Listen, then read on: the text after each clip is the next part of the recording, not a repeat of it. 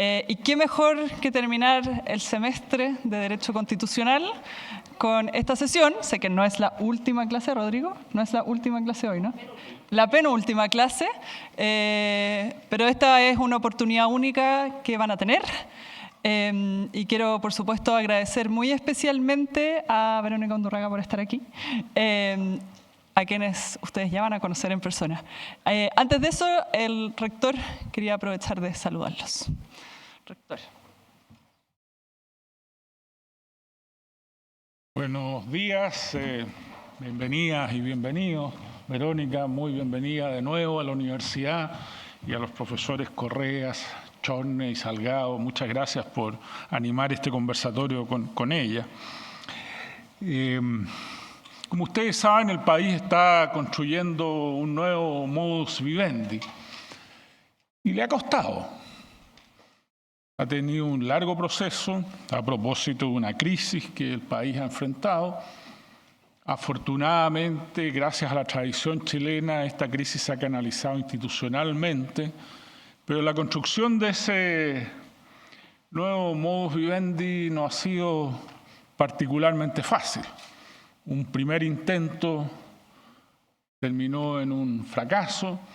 Cada uno tendrá interpretaciones de por qué eso fue así, pero indudablemente que ha costado construir ese camino compartido que toda sociedad democrática requiere.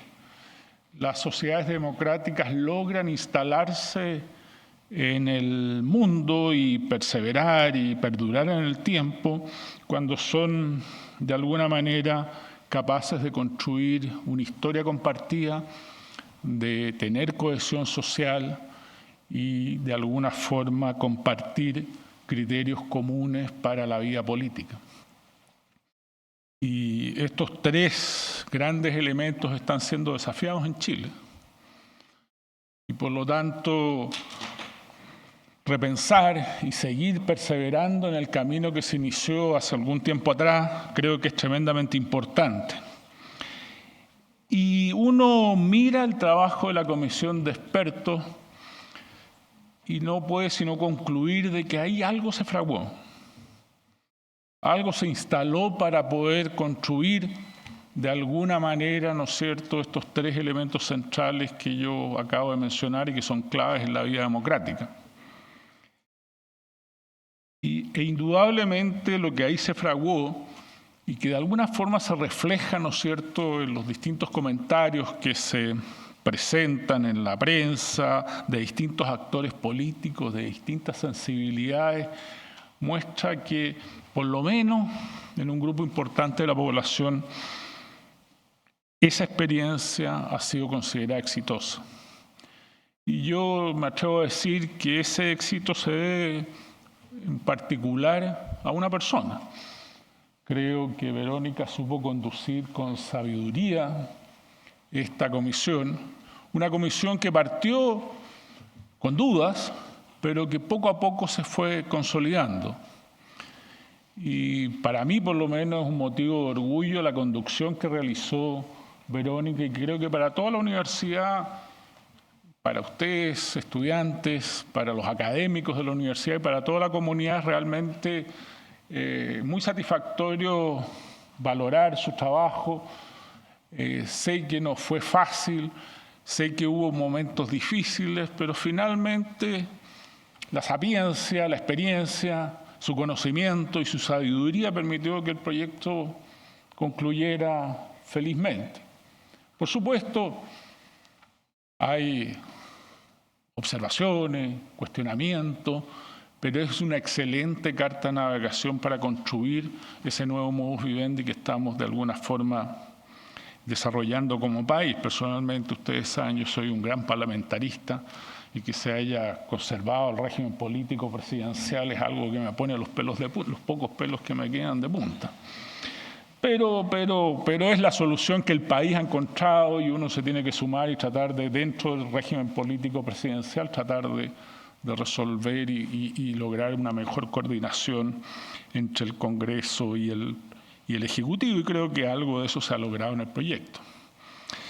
Así que Ahora el desafío es construir una suficiente mayoría para que se apruebe y que de alguna forma se mantenga el espíritu de este proyecto.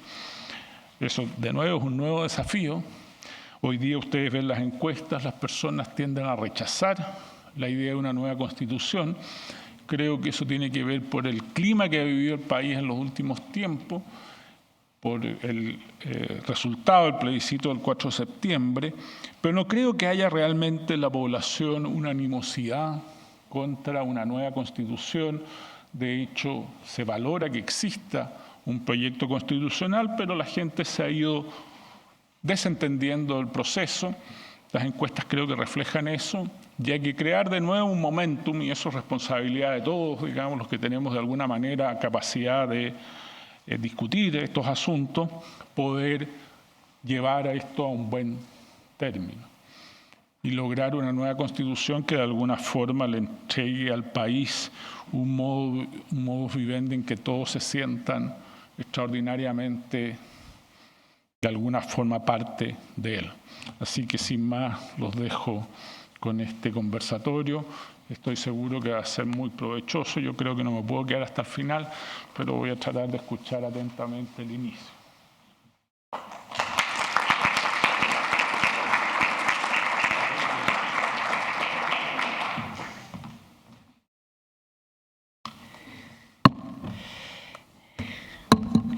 A ver cómo lo hago.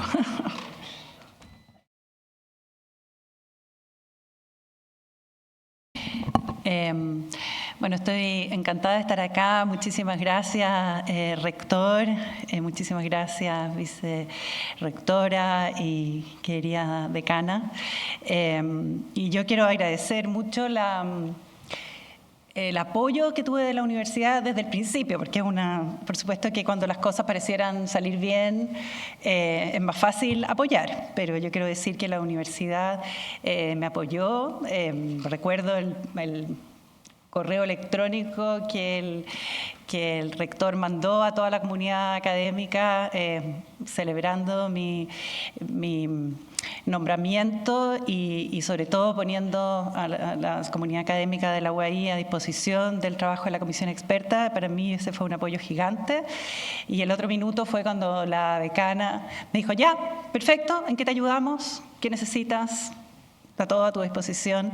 Y quiero decir que eso, a pesar de que hay muchas comisionadas y comisionados en la comisión experta que son profesores de Derecho de distintas universidades, quiero decir que la actitud más generosa y yo diría con más mirada de compromiso republicano de parte de las universidades, probablemente en el sentido, las universidades han estado muy involucradas y han sido muy generosas, pero que como ese apoyo personal, digamos, y de aporte para dejarle a uno tiempo para dedicarse al trabajo, creo que el que he recibido de la Adolfo Ibáñez es absolutamente inusual, digamos, y notable, y quiero agradecerlo muy, muy personalmente, o sea, muy, muy sinceramente, quiero decir.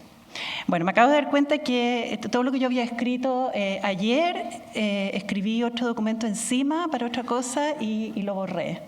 Entonces, voy a tener que... Era una lata porque tenía como un esquema muy ordenadito.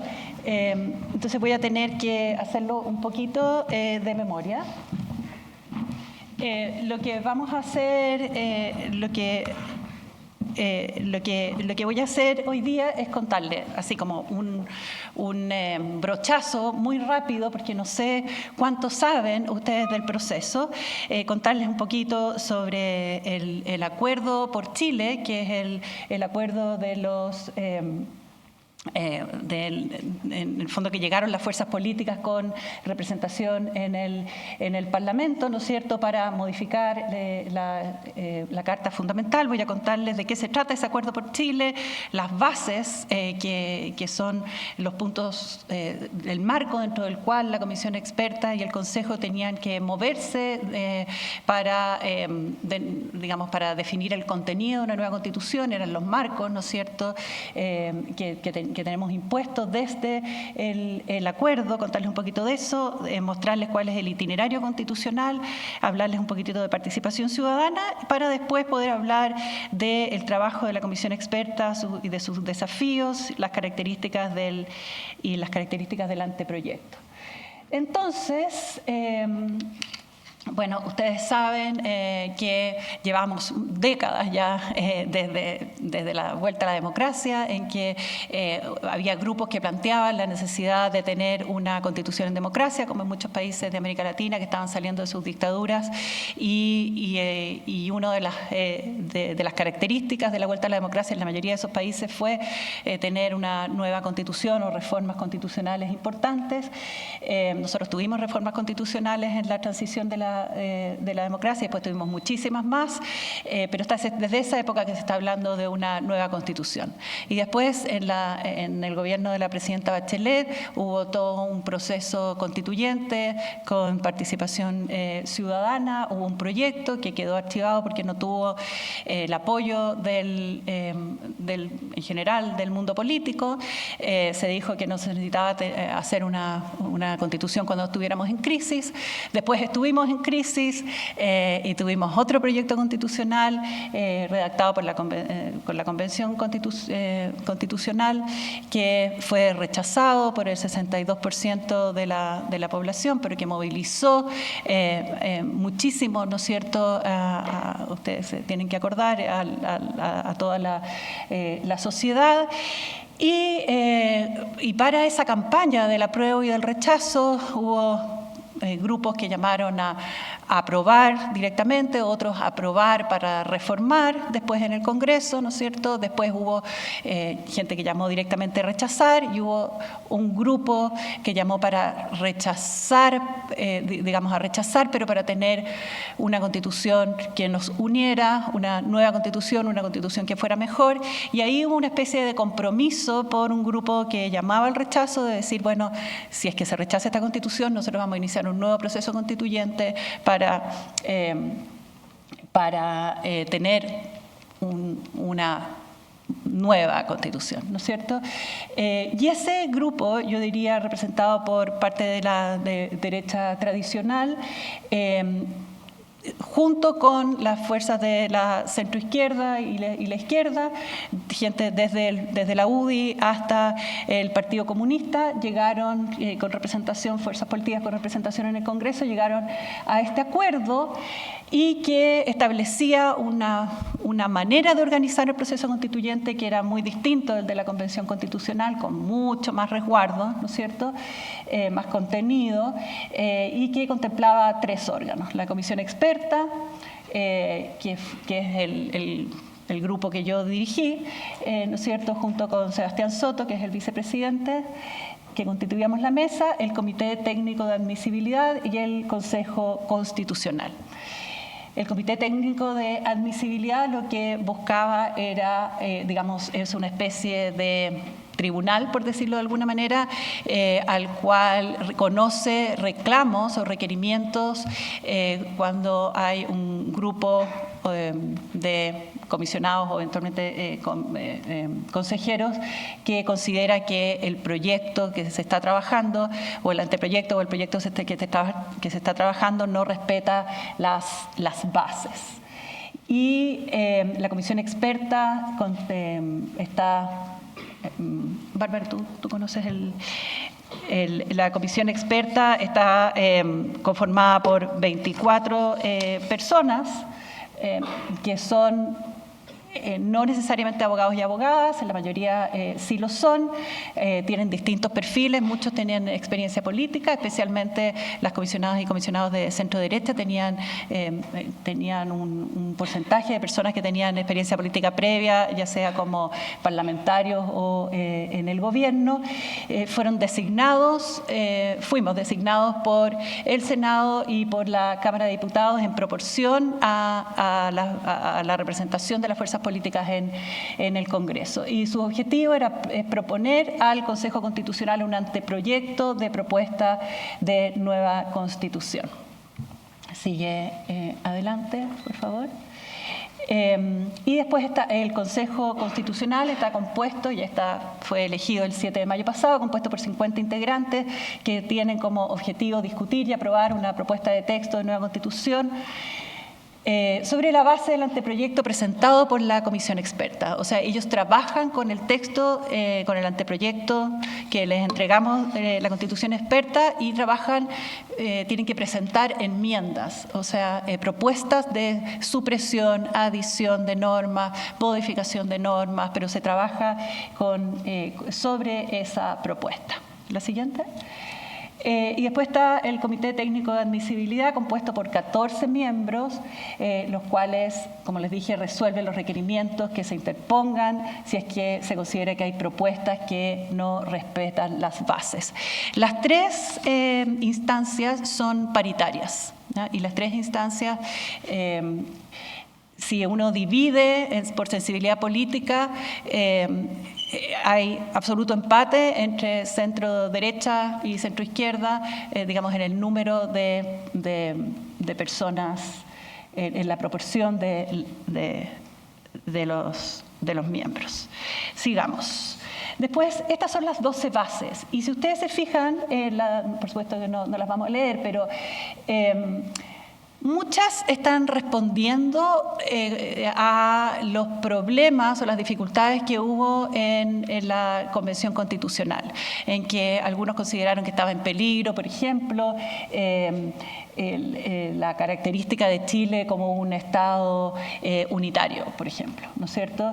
Después, o que no se respetaban, aunque no era cierto porque estaba en el borrador del proyecto de la Convención Constitucional, los emblemas nacionales. Pero se quería dejar claro que había ciertas bases sobre las que se partía y que para nosotros como comisión experta y para el Consejo es absolutamente obligatorio respetar. Pero ahí también están otro tipo de bases que tienen que ver con ciertos principios o ciertos derechos que son especialmente importantes para los distintos grupos o la protección o la garantía de ciertas instituciones, por ejemplo, de que se va a consagrar órganos autónomos como el Banco Central, el Ministerio Público, la Contraloría, se va a conservarse el carácter autónomo que tienen en la Constitución del 80. Pero también ustedes ven que era parte de las bases el reconocimiento de los pueblos indígenas o el reconocimiento del interés superior de los niños y muy especialmente que Chile era un Estado social y democrático de derecho. Pero si ustedes se fijan en el número 5, cómo está escrita esa base, ¿no? Chile es un Estado social y democrático de derecho, eso es una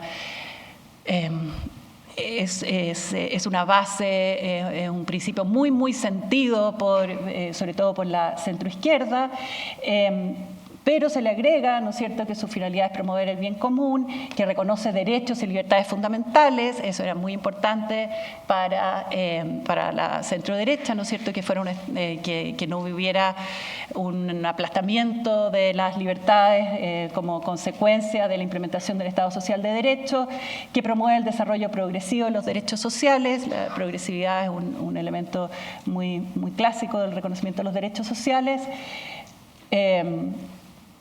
Y con sujeción al principio de responsabilidad fiscal, también había aprehensiones de que el Estado Social de Derecho no respetara la responsabilidad fiscal, ¿no es cierto?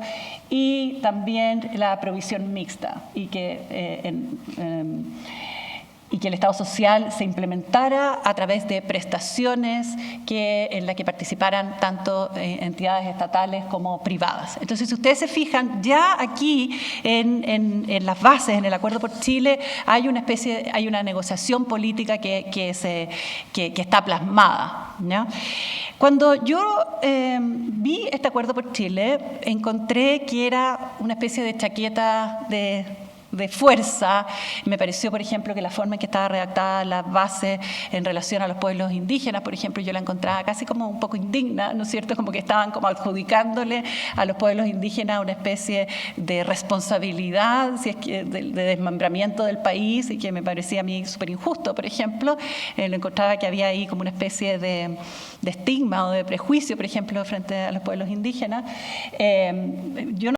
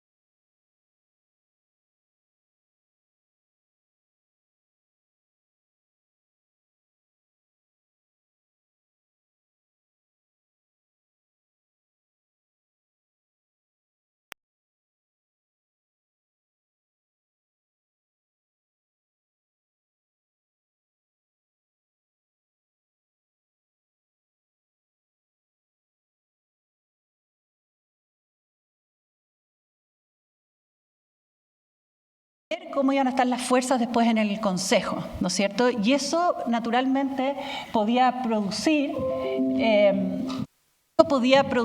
los periodistas siempre me preguntaban, ¿va a haber un terremoto después de que se sepan los resultados de la elección? Porque naturalmente eso mostraba qué grupo tenía más fuerza, ¿no es cierto?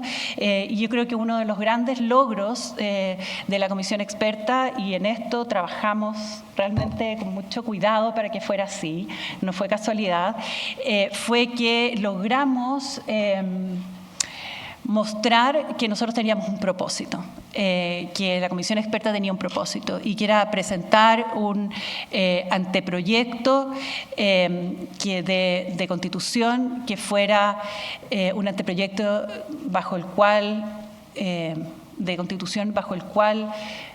todas las distintas sensibilidades que estén presentes en la sociedad chilena pudieran sentir como propio, que no estuvieran, nadie quedara totalmente contento, ¿no es cierto?, pero que pudiéramos quedar tranquilos y que pudiéramos considerar que podíamos vivir bajo esas reglas.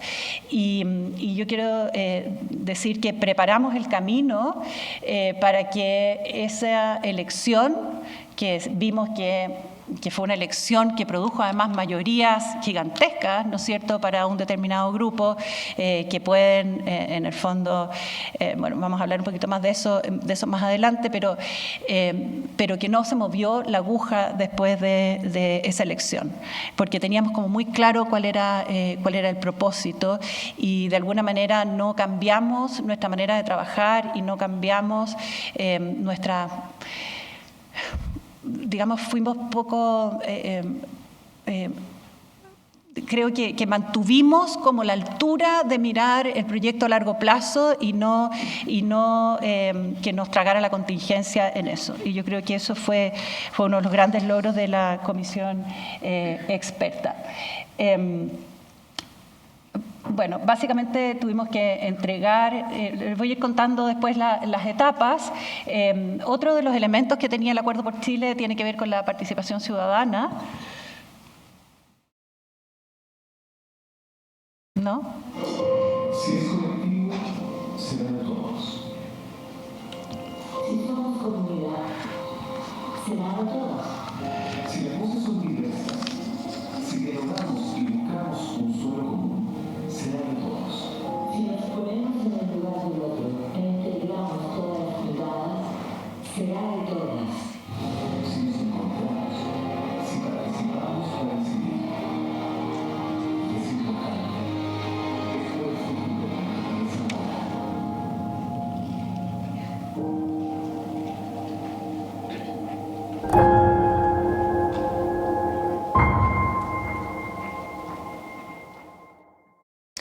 Bueno, las instituciones que tienen más confianza de la ciudadanía son las universidades. Entonces, el Acuerdo por Chile les encargó a las universidades, encabezadas por la Universidad Católica y la Universidad de Chile, pero en conjunto con toda la red de universidades del país. Y yo también vi cómo la Universidad Adolfo Ibáñez mandó también la información a la comunidad académica de que organizara el proceso de participación. Ya estamos precisamente, empezó el 7 de junio, termina el 7 de julio, el mes de la participación. Hay 4 tipos de forma de participar, y lo interesante y lo distinto de esta forma de participación respecto de proyectos de los procesos anteriores es que ahora ustedes participan editando el texto. U opinando sobre el texto en específico. Sebastián Soto, el vicepresidente, y yo elegimos las normas que consideramos importantes del anteproyecto para que la ciudadanía opine sobre esas normas y sepamos cómo les llega, qué opinión tienen de ellas, etcétera, ¿no? Y está dentro, por ejemplo, de las iniciativas populares de normas. Ustedes, las iniciativas populares de normas, ustedes escriben una reforma al anteproyecto. O sea, suprímase tal artículo, agréguese tal otro artículo, modifíquese el artículo tanto en el sentido, etcétera, etcétera. Entonces, es súper interesante como ejercicio para estudiantes de Derecho. Así que si a ustedes les interesa, por ejemplo, la protección de los animales, por ejemplo, que no quedó en la Constitución, en el anteproyecto. Ustedes pueden presentar una iniciativa popular de norma agregando una norma sobre protección de los animales. Se me ocurrió ese ejemplo porque yo sé que a ustedes les llega mucho eso, pero también pueden ver otras normas que a ustedes se les ocurra que pueda ser interesante. Bien, después vienen las distintas etapas del trabajo de la comisión experta y sus desafíos. La primera fue la elección de la mesa, o sea, de la presidencia y la vicepresidencia. Ahí, por ejemplo, ahí se toman ciertas decisiones. Por ejemplo, el grupo de comisionados y comisionadas de sensibilidad oficialista decidió que iba a llevar necesariamente una mujer. Entonces ahí yo tuve mucho menos competencia porque éramos 6, ¿no? Las posibles que podíamos ser. Y también se tomó esas son decisiones políticas, ¿no es cierto?, en que se mandan ciertos mensajes, ¿no es cierto? Y también se decidió por todos que se quería llegar con el acuerdo preparado al primer pleno donde había que hacer la votación, como una manera de demostrar un orden, una preocupación por que esto funcionara y que no fuera muy difícil, no tomara muchas horas, etc., ¿no? Esto lo mismo lo hizo después el Consejo, que llegaron a acuerdos antes. Después, y ahí cuando uno elige la mesa, hay otras, en el fondo, conversaciones, porque uno dice, bueno, si tu grupo obtiene la presidencia, nosotros nos quedamos con 3 de las 4 subcomisiones, por ejemplo, de las presidencias de las 4 subcomisiones. Esas cosas operan así, son parte de las conversaciones, y bueno, tengo que decir que en general las presidentas y los presidentes de las comisiones, de las subcomisiones, hicieron un trabajo impresionante, estuvo muy bien. Después venía una etapa que también nos exigió ciertas decisiones. Y el reglamento nos ponía muchos desafíos. La siguiente etapa fue la de decidir sobre la estructura constitucional, sobre el índice, ¿no? Y aquí, por ejemplo, también se ven ciertas decisiones políticas desde el principio. Cambiarle el nombre de Tribunal Constitucional a Corte Constitucional, por ejemplo, cambiar el nombre ya, en vez de hablar de bases de la institucionalidad, como habla la Constitución del 80, fundamentos del orden constitucional. Después, por ejemplo, proponer que haya un capítulo especial sobre medio ambiente. También se propuso capítulos sobre Fuerzas Armadas, capítulos sobre seguridad, que no quedaron en las negociaciones, en las votaciones al final, pero cada grupo se van enviando mensajes, ¿no es cierto?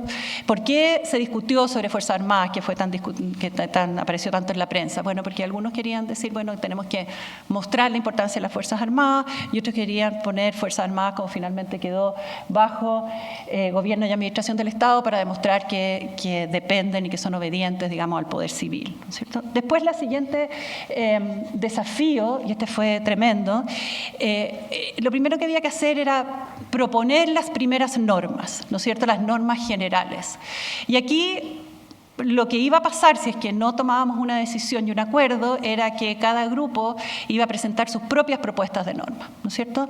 Y por lo tanto, ninguna iba a alcanzar el quórum, porque se iban a aprobar con 12 votos por un lado, 12 votos por el lado, o las otras propuestas de norma, y por lo tanto no se iban a alcanzar el quórum y no íbamos a poder seguir con el proceso constitucional.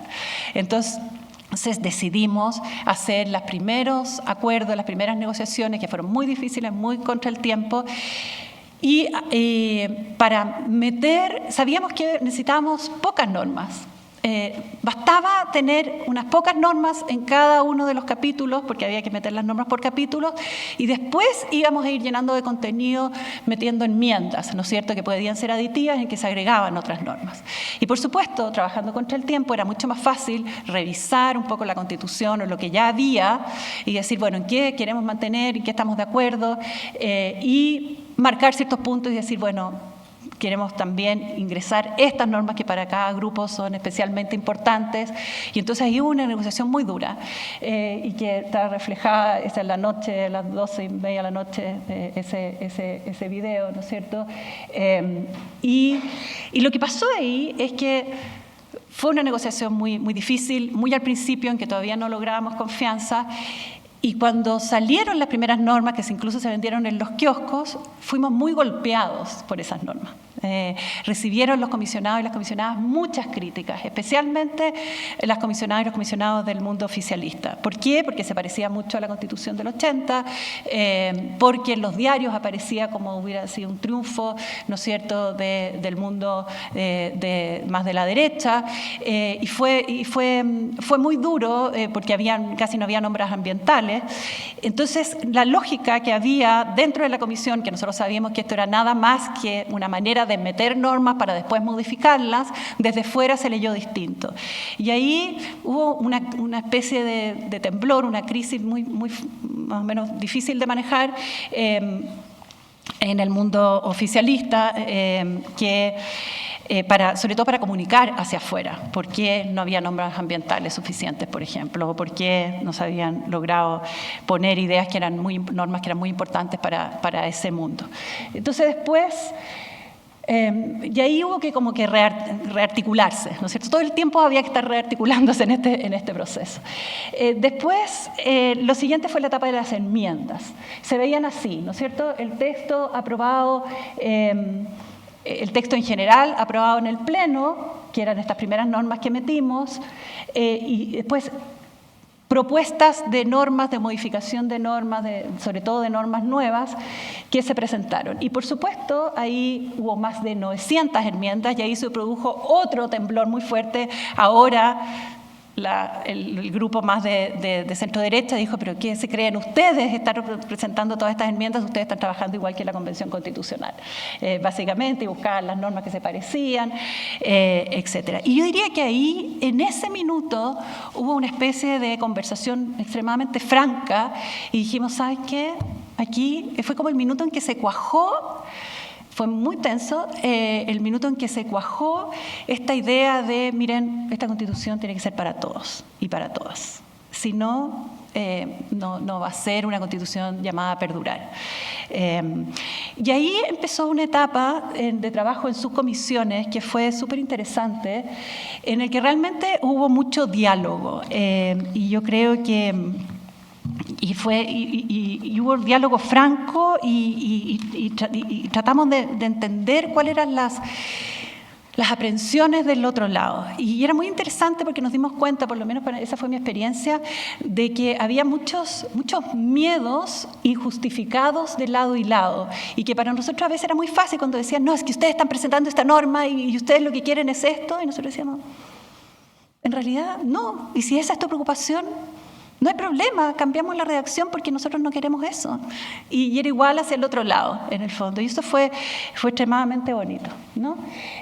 Hicimos todo un esfuerzo para que la mayoría de los acuerdos se llegaran a nivel de subcomisión. En las subcomisiones estábamos también totalmente empatados, digamos, los dos grupos. Bueno, y ahora respecto al anteproyecto, ya una cosa un poquito más de mirar texto. Yo les quiero mostrar cómo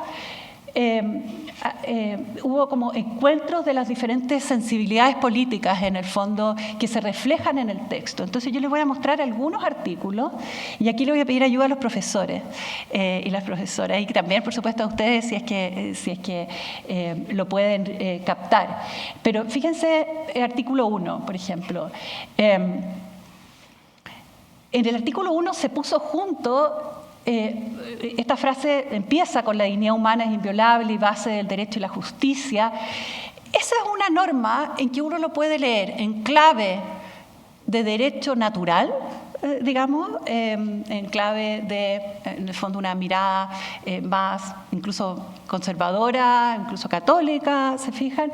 Pero también se puede mirar en clave de, digamos, de derechos humanos, digamos, o el fundamento básico del constitucionalismo moderno, en el fondo, en que el centro del constitucionalismo está en el reconocimiento de la dignidad humana, pero tiene un lenguaje, una redacción que permite un poco sentirse cómodo a cualquiera de los dos grupos, ¿no? Pero después, inmediatamente en el artículo 1, y no es casual que esté en el inciso segundo del artículo 1, fue producto del acuerdo, está inmediatamente el reconocimiento del Estado social y democrático de derecho, con todas estas, como les expliqué antes, todos estos elementos, ¿no es cierto?, que dejaban tranquilo a uno y otro lado. Pero ¿qué significa eso? Que también se da el mensaje de que la dignidad humana se refleja en un Estado que asegura las condiciones materiales básicas para una vida digna. ¿Se fijan? Entonces ya no es una dignidad trascendental totalmente, una dignidad abstracta, sino que tiene que tener una base de creación de condiciones de vida digna. ¿Se fijan? Entonces ahí está tomada como otra sensibilidad. Sigamos. Después está el artículo 2, en que se interviene en la redacción que hay del llamado principio de servicialidad en la Constitución del 80 y que ha sido una de las piezas, o por lo menos se ha entendido por la doctrina como una de las piezas digamos, de la concepción de la Constitución del 80, ¿no es cierto?, en el que en el fondo hay una especie de desconfianza del Estado, a veces de la actuación del Estado, y que el Estado siempre, digamos, que se pone siempre primero a la persona o a las organizaciones de la sociedad civil, en el fondo, y el Estado es un poquito como instrumental a eso y se le tiene un poco de desconfianza, ¿no es cierto? Pero se agrega un inciso segundo que dice: el Estado promoverá condiciones de justicia y solidaridad para que la libertad y los derechos de las personas se realicen, y removiendo los obstáculos que lo impiden. O sea, en este segundo inciso está una idea de que el Estado no tiene, digamos, que se confía al Estado también se le da un mandato un poco transformador de condiciones de desigualdades estructurales para que efectivamente la libertad de las personas no solo se piense en las amenazas que puede representar el Estado para la libertad de las personas, cosa que efectivamente pueden representarlo, sino que además que el Estado pueda tomar medidas para que se rompan situaciones de desigualdades muy estructurales y la libertad sea efectiva para todas las personas. Entonces, ahí se notan también otras dos sensibilidades. Después, por ejemplo, no sé cómo leen ustedes el artículo 3. ¿Dónde creen que está ahí? Profesora Salgado.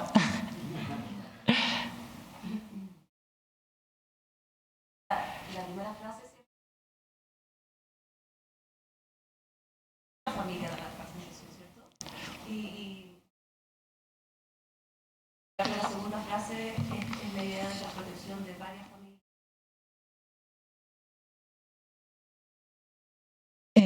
Exacto. Entonces ahí, claro, hay un grupo que considera que hay un tipo de familia que es el que hay que es la familia, ¿no es cierto? Que es la familia más de conformación más tradicional, ¿no es cierto? Pero también está la protección y el fortalecimiento de las familias, ¿no es cierto? Entonces, esa es una norma relativamente ambigua que se puede entender de distintas formas. Nosotros testeamos, antes de aceptar, testeamos esto con gente que se dedica al derecho de familia, a juezas, con amigas y abogadas y abogados de derecho de familia, y le dijimos, ya, ¿qué familia está protegida ahí? ¿Te fijas? O sea, hay un peligro de que se pueda haber después una norma discriminatoria respecto de familias diversas. Como nos dijeron que no, entonces aceptamos esa redacción, que es una redacción de consenso, ¿se fijan?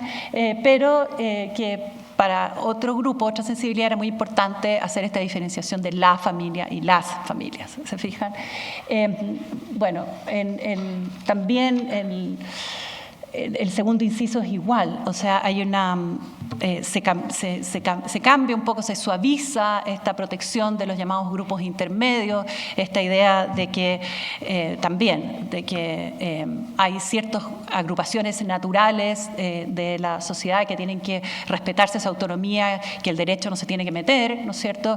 Esto es totalmente de la Constitución del 80, en ninguna otra constitución del mundo se protegen los grupos intermedios, y nosotros decíamos, desde mi sensibilidad, decíamos, bueno, pero a ver, para eso existe la libertad de asociación, por ejemplo, elijan ustedes las normas más amplias de libertad de asociación de cualquier constitución del mundo y ponemos eso. Pero esto era muy importante para un cierto sector, entonces quedó una norma mucho más suavizada y mucho más parecida a una libertad de asociación, por ejemplo, ¿no es cierto? Artículo 14. Se asegura el interés superior de niños, niñas y adolescentes. Aunque ustedes no crean, esta fue la norma más difícil de todas. Dirían, ¿por qué? Fue súper difícil. Y logramos, porque estaba en las bases, establecer la norma sobre interés superior de niños, niñas y adolescentes, pero como ustedes ven, no aparece los derechos directamente, el reconocimiento de derechos de niños, de titularidad de derechos de niñas, niñas y adolescentes. Para nosotros esto se desprende del aseguramiento del interés superior, pero no quedó explícito. Lo mismo respecto a la norma de paridad. Nosotros presentamos normas de paridad para todos los órganos de representación popular y para todos los órganos colegiados, pero no se logró eso, pero sí llegamos a un acuerdo tomando a partir, y eso fue una propuesta de la centroderecha, tomar la norma de paridad francesa, que además los franceses iniciaron toda la teoría de la paridad en la representación política, entonces era una norma importante que a nosotros nos pareció bien.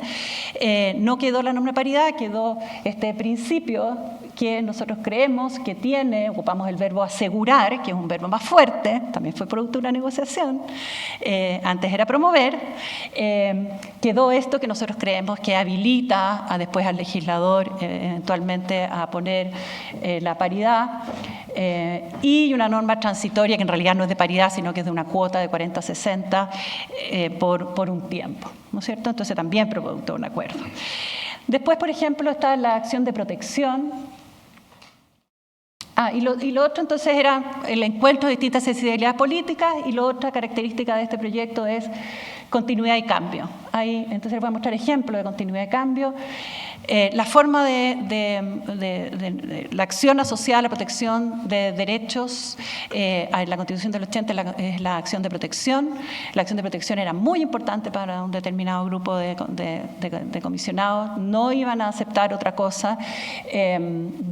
A mí me habría gustado que una acción de protección de derechos estuviera radicada en tribunales que estuvieran más cerca de las personas, ¿no es cierto?, y no en corte de apelaciones, que están lejos de donde viven las personas, pero decidimos que eso no se podía. Entonces mantuvimos muchas características de la acción de protección, pero se amplió la acción de protección a todo el catálogo de derechos y en forma muy interesante también a derechos, a prestaciones asociadas a derechos sociales. Ahí había también un miedo muy grande de que los comisionados oficialistas quisieran la exigibilidad directa de los derechos sociales, ¿no es cierto?, ante los tribunales y se activara y que eso llevara todo a un activismo judicial, ¿no?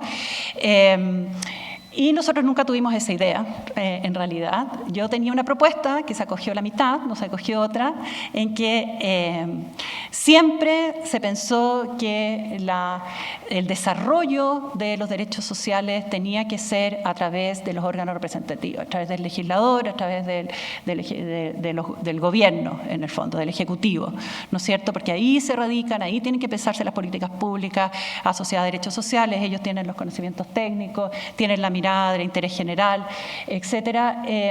Mi propuesta original era que hubiera sí un elemento en que los tribunales, si es que había inacción, se le daba 3 años, y si después de 3 años había inacción para desarrollar las prestaciones asociadas a los derechos sociales reconocidos en la nueva Constitución, los tribunales pudieran tener un mecanismo de exigibilidad para que actuaran estos órganos representativos, no para que los tribunales desarrollaran las políticas públicas, pero sí para mover en el fondo eso. Eso último no quedó, pero sí quedó una acción que antes no existía, por supuesto, para la exigibilidad de prestaciones asociadas a los derechos sociales que ya estuvieran reconocidos por la ley y para los casos en que no hubiera problemas para el acceso o para el acceso sin discriminación de estos derechos. Y eso fue un encuentro que fue muy valorado por toda la comisión experta, los distintos grupos.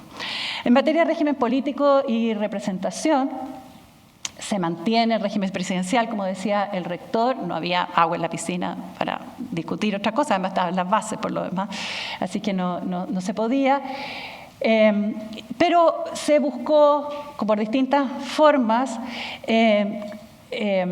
aumentar los mecanismos de participación ciudadana y que son súper interesantes los mecanismos que hay, es bien innovador, y también se adoptaron normas para mejorar la disciplina y la coherencia partidaria, mejorar la gobernabilidad, el fortalecimiento del rol del contrapeso en el Congreso, se tomó una norma sobre el umbral para bajar la fragmentación, etcétera. Y se tomó una norma de prohibición digamos, de que el presidente de la República puede ejercer hasta 2 veces no consecutivas solamente para evitar estas tentaciones de los presidentes de reelegirse. Hay hartos cambios ahí en materia de régimen político. En Corte Constitucional, por ejemplo, también hay elementos de continuidad, pero hay elementos de cambio también en la forma de designación, que yo creo que son positivos, y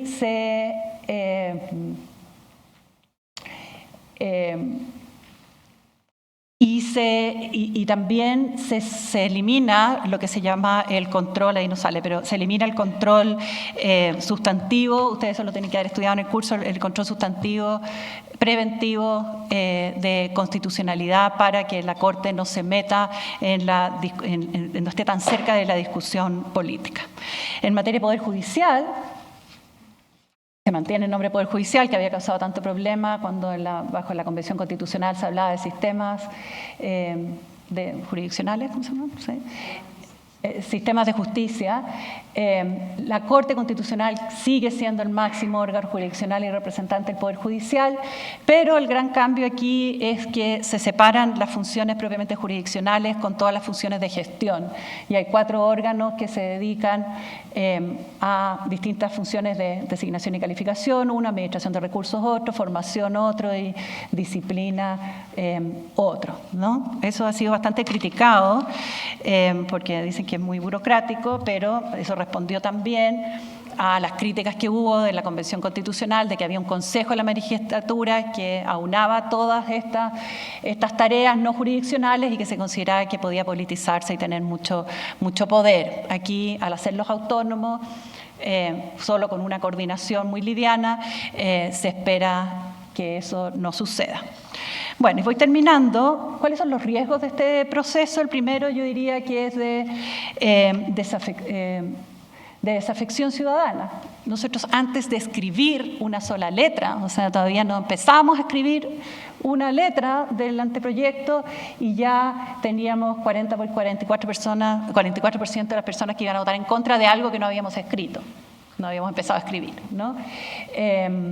Y además había muy poco interés. Esto es en marzo de este año. Y esto es recién de la semana pasada. A pesar de que en general se ha evaluado bien el trabajo de la comisión experta, ¿no es cierto? Todas las cosas que se criticaron de la Convención Constitucional, nosotros las evitamos, creo que exitosamente, pero igual tenemos el nivel más alto de rechazo hasta ahora. Entonces, eso es realmente una dificultad. El otro riesgo es un riesgo equivalente, pero justo al revés del que existía por la conformación de la Convención Constitucional, y es que se escriba una constitución que represente solo a un sector. ¿Por qué? Porque por la conformación del Consejo, el Partido Republicano solo, por ejemplo, tiene derecho a vetar cualquier propuesta que se haga, y junto con, digamos, todo el sector de derecha pueden aprobar cualquier norma porque tienen los 3/5. ¿No es cierto? O sea, pueden dejar perfectamente fuera a todo un sector. Incluso hay una parte del proceso, cuando se termine de redactar por parte del Consejo el proyecto, tipo octubre, principios de noviembre, el proyecto pasa a la comisión experta tiene que hacer sugerencias, esas sugerencias se vuelven a votar en el Consejo y el grupo de derecha, si uno considera toda la derecha junta, puede rechazar todas las propuestas de la comisión experta si quieren, digamos, sin tomar en cuenta la sensibilidad de centro-izquierda. Entonces, es el mismo riesgo que existía y que se hizo efectivo en la Convención Constitucional que podría pasar acá. Y, por último, el desafío son 2, diría yo.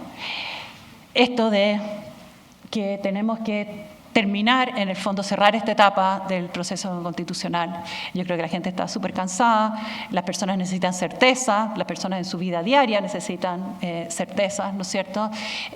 La política necesita ordenarse y los inversionistas y la gente que tiene que saber cuáles son las reglas del juego, ¿no es cierto? Entonces, creo que incluso una constitución que se apruebe, porque otro de los riesgos, que me lo salté, pero otro de los riesgos es que para superar esta desafección, si hay un grupo que quiere, digamos, que la Constitución se apruebe de todas maneras, y tendría que ser el grupo que tiene la fuerza de los votos, ¿no es cierto?, podría eventualmente querer tomar medidas populistas para que se apruebe la Constitución. ¿Se fijan? Qué sé yo, bajar el número de parlamentarios o hacer algo así, ¿no? poner normas que no tienen mucho que ver con temas constitucionales, pero que sean súper populares. Entonces, ese riesgo de que se venga la contingencia, en el fondo, a ensuciar un poquito el debate constitucional es un riesgo.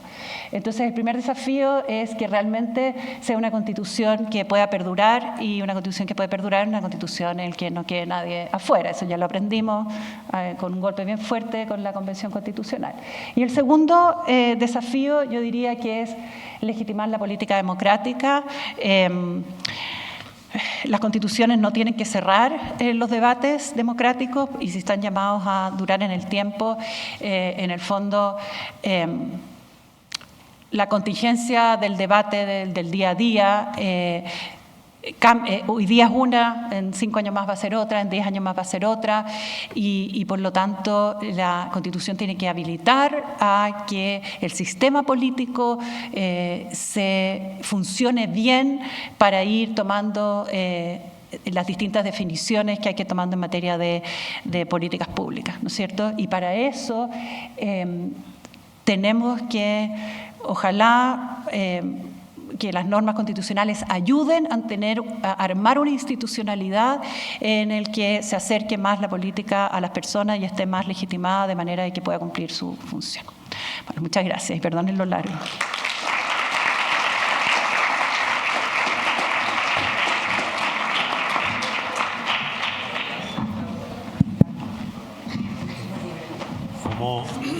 Como el más viejo, voy a tomar la palabra, el más antiguo, voy a tomar la palabra. Tenemos muy poco tiempo.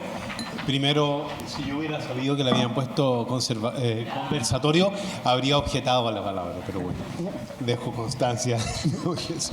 Pero tenemos muy poco tiempo y quería ofrecerle primero la palabra a la profesora más joven, Constanza, si tienes alguna pregunta.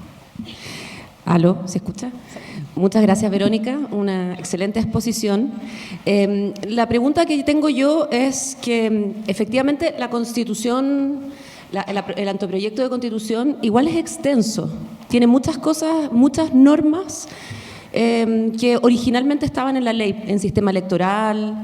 Tiene un nuevo proceso de cambio constitucional que no estaba en la Constitución del 80. Tiene muchos más derechos. En Poder Judicial hay muchas normas. Y la idea de una constitución en que tú misma dijiste, ¿cierto? Que en el fondo habilite más y sea más reducida. Yo pensé que la constitución iba a ser más breve, pero tiene muchas normas. ¿Por qué al final constitucionalizaron tantas cosas que estaban al nivel legal? ¿Contesto el tiro? Yo creo que se oye con esto, ¿no es cierto? A ver, parte de eso es porque ya no existen las normas orgánicas constitucionales. Entonces, las normas orgánicas constitucionales, como ustedes saben, ¿no?, que lo aprendieron en este semestre, ¿no es cierto?, son normas que requieren un quórum mucho más alto para aprobarse, y eso les da estabilidad en el tiempo y asegura, en el fondo, que las reglas que contienen esas leyes orgánicas constitucionales hayan sido aprobadas con el apoyo también de las minorías políticas, ¿no es cierto? Como desaparecen las normas de orgánicas constitucionales, había una preocupación de que efectivamente algunas de las materias que regulaban normas orgánicas constitucionales tuvieran esa protección, y la única forma de hacerlo era subirlas a la Constitución. Después también tiene que ver con que a veces era mucho más fácil lograr acuerdos sumando que restando, ¿no?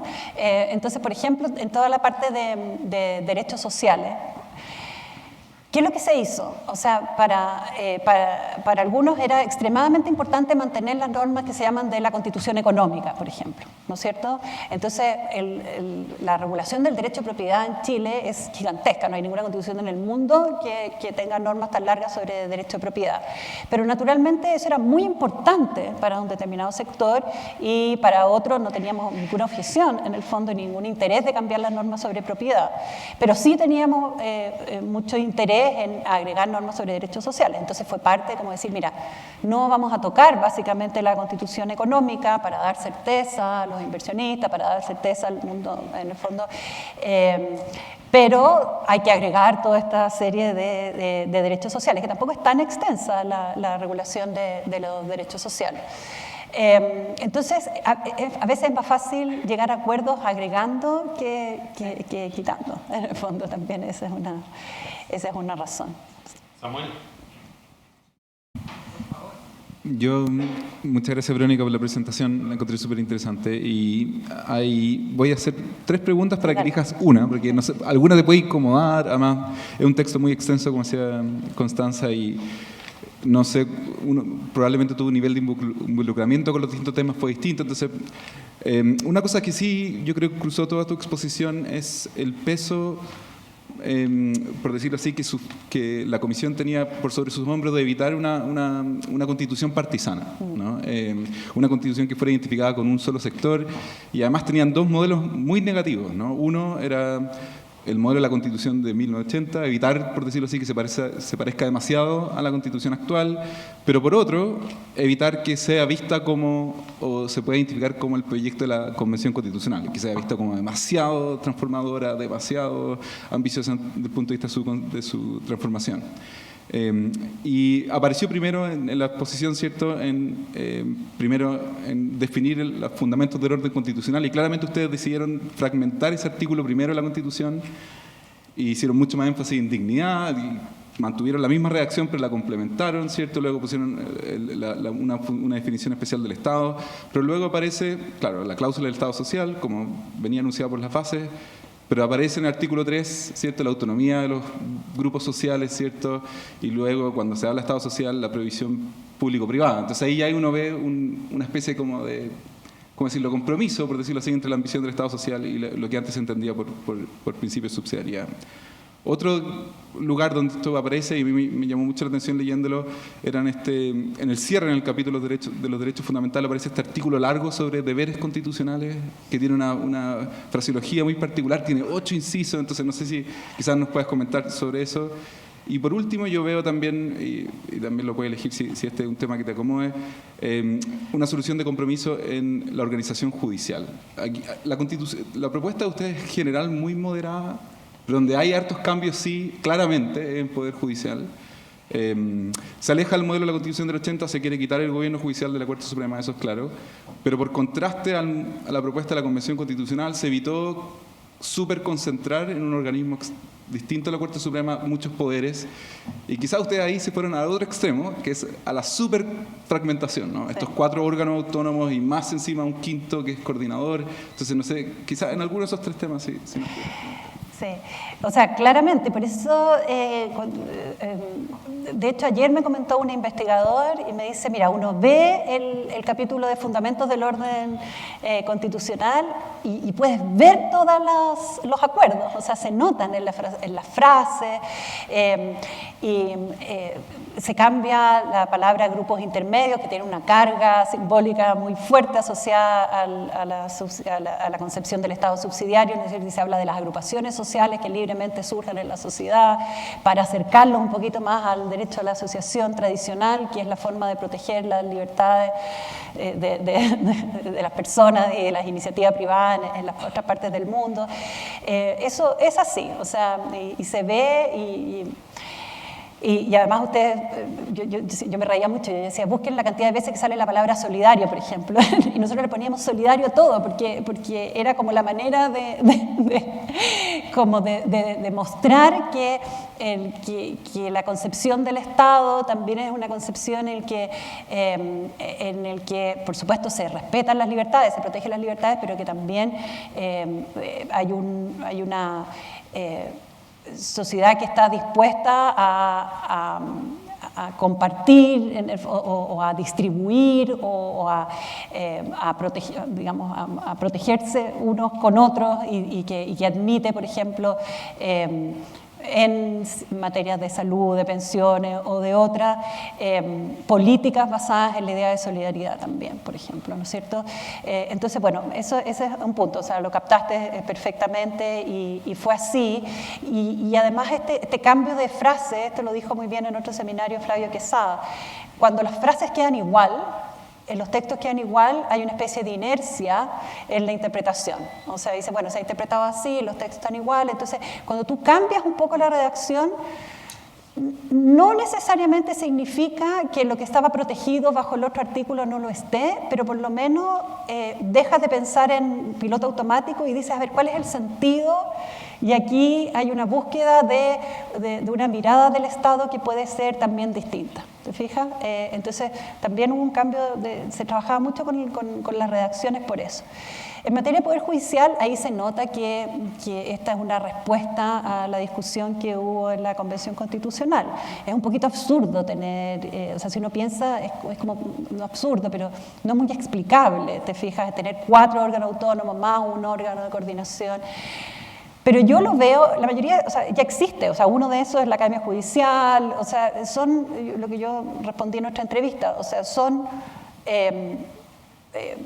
cosas que ya se hacen, o sea, la administración de recursos, Poder Judicial, la calificación, los nombramientos y calificaciones, son cosas que se hacen.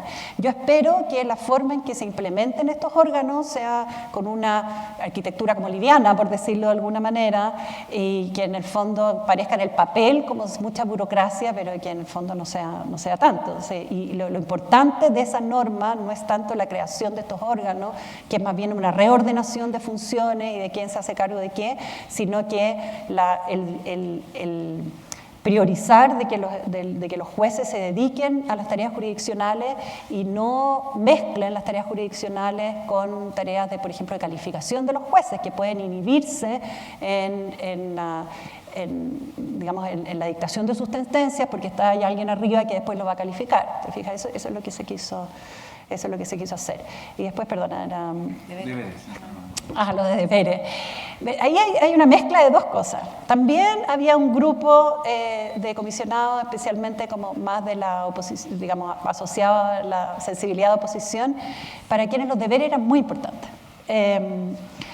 Y entonces, y además, también probablemente ustedes, cuando les preguntan y dicen, pero ¿por qué tantos derechos y no deberes? Los derechos están asociados a los deberes. Hay una cosa como de una irritación a veces también ciudadana que te dicen, ¿por qué la gente pide tantas cosas, tantos derechos y no se hace responsable y no tiene deberes? Entonces como que calzaba un poquitito esa como intuición. Ahora, las constituciones para mí, en el constitucionalismo más tradicional, uno explica por qué no hay deberes. Y no hay deberes porque las constituciones regulan las relaciones entre el Estado y los individuos. Entonces los deberes son del Estado, los derechos son de los individuos porque en el fondo es una protección de las libertades personales o es la exigencia de una prestación que el Estado tiene que dar respecto de los individuos. Entonces las constituciones normalmente no regulan deberes entre las personas. Pero por otro lado también las constituciones son una especie de documento político en que uno habla de cómo se concibe su sociedad también, ¿no es cierto? O sea, igual da un mensaje, ¿no? Es parte como del pacto social, ya no entre Estado e individuos, sino que cómo nos entendemos como sociedad. Y yo creo que a la gente le hace sentido un poquitito el decir, bueno, somos personas que, claro, tenemos derechos, pero que también tenemos que entregar algo, digamos, a cambio. Hay un tema como de reciprocidad y entonces a mí, claro, no me gustó mucho cómo quedó, algunos como que hacen ruido, pero les quiero decir además que las propuestas sobre deberes eran, como decimos nosotros, mucho más detonadas y los bajamos así, pero muchísimo. O sea, siempre cuando me critican una norma yo les digo, te voy a mostrar cómo era la enmienda original. Y ahí me dicen, ay, sí, pucha, qué bueno, no cambiaron.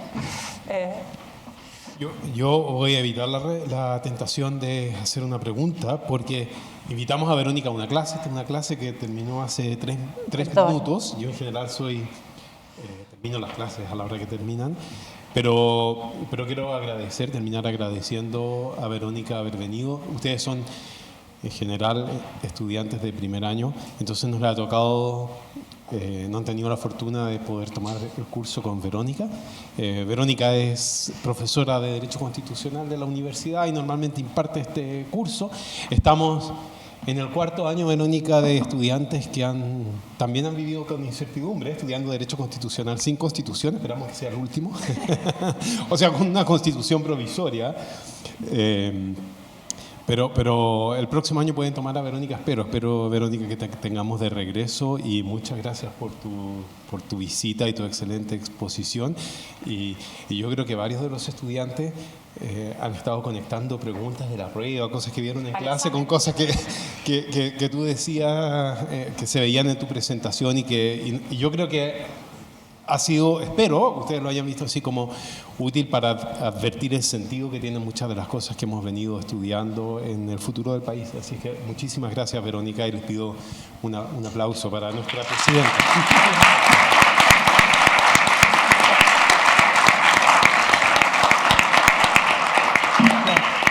Gracias. Pucha, fue muy larga, pero no, estuvo súper bien.